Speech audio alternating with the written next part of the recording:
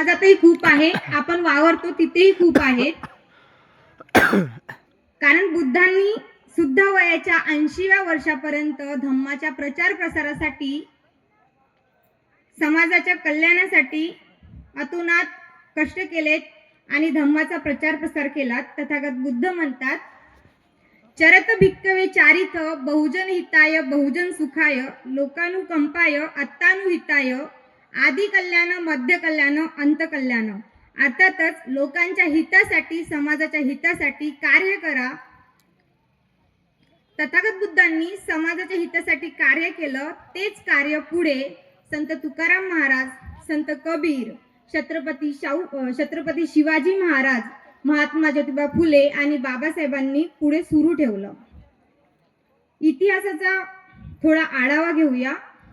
प्राचीन भारतात जेव्हा वैदिक संस्कृती यायच्या आधी गणव्यवस्था होती आणि ही मातृसत्तेवर आधारित होती.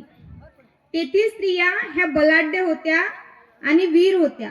परंतु जेव्हा ब्राह्मणी व्यवस्थेनं वैदिक काळात पितृव्यवस्था तयार केली, तेव्हा ब्राह्मणी वर्चस्व येथील स्त्रियांवर लादलं गेलं आणि स्त्रियांना फक्त चूल आणि मूलच सांभाळावे असं सांगितलं गेलं. पहा ते कसं होतं, तुम्हालाही माहिती आहे, मलाही माहिती आहे, तरी मी एक प्रसंग सांगू इच्छिते. 10 वर्षाची मुलगी असायची आणि तिचं लग्न हे एका तिच्यापेक्षा 40-50 वर्ष वयोगटाने मोठ्या असलेल्या व्यक्तीशी केलं जात होतं. विचार करा, 10 वर्षाची मुलगी आणि 40-50 वर्षाचा म्हणजे 60 वर्षाचा तो व्यक्ती असायचा. साहजिक आहे, तो म्हातारा आधीच 60 वर्षाचा झाला आणि तो मरण पावेल. मग तो मरण पावल्यानंतर ती 10 वर्षाची मुलगी, आता मुलगी नाही, तिचं लग्न झालं, ती स्त्री झाली, ती 10 वर्षाची स्त्री त्या पतीच्या सरणावर जिवंत जाळली जात होती. अशी ती व्यवस्था होती, अशी ती ब्राह्मणी व्यवस्था होती. आणि जाळलीच काय, ती जेव्हा आरडाओरड करत होती तर लोकांना आजूबाजू आवाज जाऊ नये म्हणून ढोल ताशी वाजवत होते, अशी ती व्यवस्था. परंतु बाबासाहेबांनी ही ब्राह्मणी व्यवस्था, ही मनुवादी व्यवस्था फेटाळली आणि आम्हा सर्व स्त्रियांना सन्मानाने जगण्याचा अधिकार दिला. ब्राह्मणी व्यवस्थेतील मनुवादी लोक काय म्हणायचे माहिती आहे का तुम्हाला स्त्रियांबाबतीत? पशी शूद्र नारी सभे ताडन के अधिकारी पिटोईने ढोल समान. म्हणजे सर्व स्त्रियांना शूद्र समजलं जात होतं आणि सर्वांना ढोल ताशासारखं वाजवा असे ब्राह्मणवादी म्हणायचे.